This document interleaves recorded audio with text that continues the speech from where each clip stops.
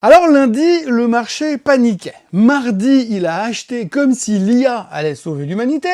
Et ce soir, eh bien, tout repose sur une seule entreprise. Une seule. Si les chiffres déçoivent, on plonge. S'ils explosent, des attentes, eh ben, comme d'habitude, on repart en orbite avec les bonnes vieilles théories sur l'intelligence artificielle. Bienvenue dans le casino le plus cher du monde.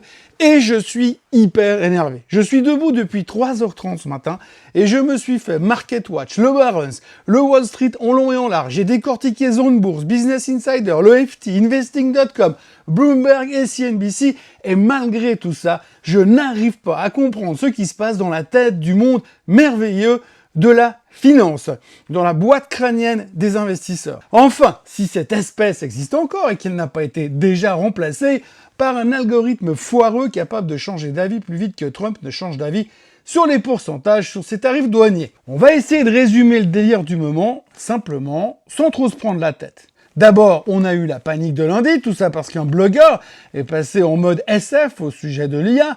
L'IA qui va tous nous remplacer, sauf les plombiers et les coiffeurs qui vont tenir 10 ans de plus. Et puis, hier, mardi, rebond massif pour exactement la même chose. J'exagère à peine. Pour autant que ça serve encore à quelque chose d'être sérieux dans ce marché qui change d'avis comme de chemise, ce marché qui prend des décisions basées sur des blogs et des posts de 300 caractères espace compris, on est devenu incapable de tenir une réflexion plus de 12 heures. Si on regarde ce qu'on dit et ce qu'on fait sur l'IA depuis le 1er janvier, franchement, Ricky Gervais passerait pour un banquier central hyper rigoureux à côté de nous. On arrive à un niveau de n'importe quoi qui devient pathétique. On veut tellement ne pas rater la révolution de l'IA qu'on plonge dans un délire total et qu'on saute sur le premier faux mot qui passe. Par contre, à la moindre alerte, c'est le Titanic et l'orchestre qui joue plus près de toi, mon Dieu. D'un côté, on arrête de boire et de manger en attendant les chiffres de Nvidia qui, comme chaque trimestre, sont censés changer la face du monde. Et de l'autre, on est terrifié à l'idée d'être surexposé quand la bulle fera pshhh. C'est cette bipolarité qui me fascine. On est capable de passer de la fièvre acheteuse à la panique vendeuse avec les mêmes arguments en moins de 24 heures. Même Jack Bauer n'aurait pas osé. Bienvenue dans ce Morning Bull Live, je suis Thomas Bayet et nous sommes le 25 février 2026.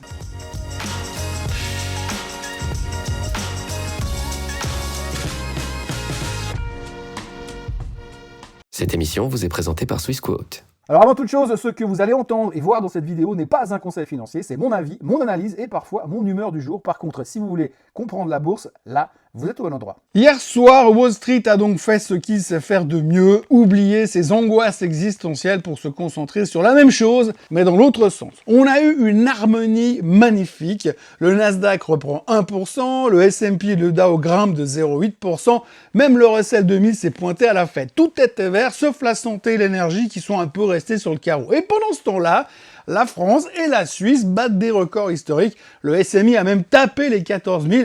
On croirait presque qu'on y croit. Si vous cherchiez le moteur de la hausse hier, ne cherchez pas plus loin, c'était la tech, évidemment. Enfin, comme d'habitude, j'ai envie de dire. Lundi, on a paniqué parce que l'IA allait tous nous remplacer, mais hier, retour à la réalité, et on sait que l'IA, c'est quand même vachement cool. AMD a donc mis le feu aux poudres avec un deal XXL, un partenariat avec Meta pour fournir jusqu'à 6 gigawatts de GPU. On parle d'un programme à 100 milliards de dollars qui pourrait filer 10% du capital d'AMD à Zuckerberg.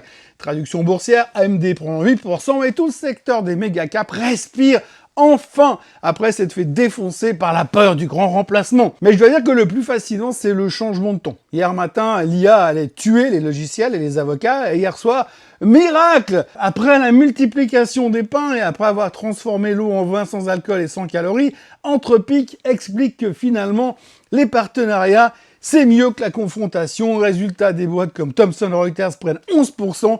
Oui, parce qu'ils vont signer des contrats avec tout le monde pour les aider à se développer avec l'IA avant de les bouffer de l'intérieur avec des tout petits T1000 miniatures. On est donc passé de l'IA va te tuer à l'IA va te faire signer plein de contrats et te faire gagner plein d'argent. C'est donc un glissement narratif qui aurait fait peur à Jacques Dutronc pour le concept de tourner la veste. Enfin, pour ceux qui ont moins de 40 ans. Non, il faut le dire, hein, quand on voit la réaction des marchés en ce moment, on dirait qu'on devient des stars de l'investissement long terme, avoir le recul qu'on prend, à tel point qu'à côté de nous, Warren Buffett ressemble à un trader haute fréquence, tellement on fait du long terme. Oui, c'est de l'ironie, c'est beaucoup d'ironie. Et puis alors, sous cette euphorie, la macro envoie quand même des signaux contrastés. Le consommateur américain, il tient la baraque, difficilement, mais il tient. Mais l'industrie commence à sérieusement ralentir. On n'aime pas trop l'entendre parce que ça énerve Trump, et un Trump énervé, c'est jamais bon pour la volatilité et c'est jamais bon pour les marchés. À la Fed, on reste prudent, vigilance sur l'inflation, pas de précipitation sur les taux et une reconnaissance polie que le marché du travail commence à fatiguer sous le poids des incertitudes douanières. Et alors, au-dessus de tout ce cirque plane une ombre, ou plutôt une espèce de lumière aveuglante, Nvidia. Les résultats tombent ce soir après la clôture et les prochaines heures vont ressembler à une longue file de fidèles qui font la queue pour aller bouffer de l'hostie et se faire confesser par un mec qui est aussi menteur que Pinocchio. C'est le fameux make or break de Nvidia. À chaque trimestre, c'est la même chanson.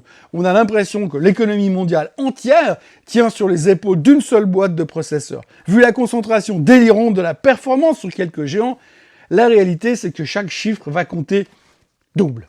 Donc ce matin, si on fait le point sur ce joyeux bazar, la tech rebondit grâce à des deals massifs, mais le narratif peut encore changer 12 fois de direction d'ici le déjeuner. La macro est tiède, ni euphorique, ni catastrophique. Pour l'instant, on voit le verre à moitié plein. Ça aussi, ça peut changer 14 fois d'ici vendredi. La Fed avance à tâtons, comme d'habitude. Ils n'en savent pas plus que vous et moi, coincés entre un Trump qui veut des taux bas et un Kevin Warsh qui se demande s'il va vraiment obéir à Trump.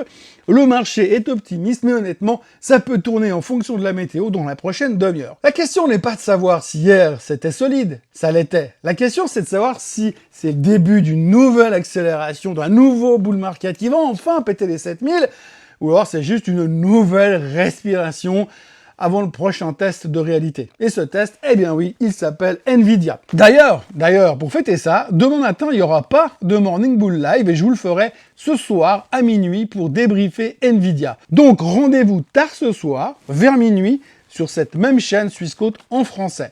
Et je vous posterai une vidéo de débrief complet sur les chiffres et sur le discours de Jensen Huang.